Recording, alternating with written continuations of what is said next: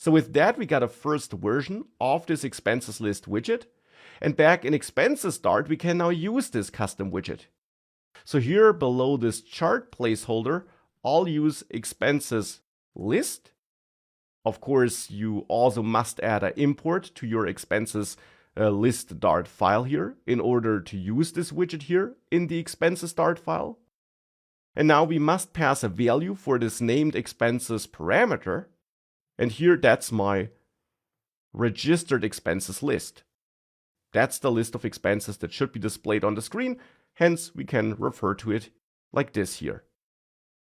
Now here I have to remove the const keyword and add it just in front of text, because even though expenses list supports the const keyword in theory, we can't use const in front of this widget if we're referring to a list property here, which could be changed later on. It could be changed despite being final, because we will still be able to add new values to this list, which is one single object in memory. We just wouldn't be able to assign a new value to registered expenses. But that's also something I'll get back to later in the course. With that, if we save this, we should now see our list here, except for that we don't.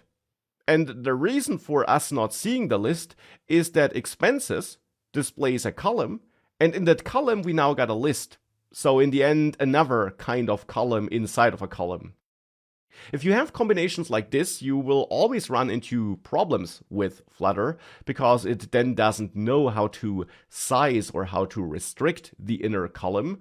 And you can then solve this problem by wrapping this inner column or column-like widget with the expanded widget and set the child of expanded to this inner column or list view in this case. And with that, we now see our list here.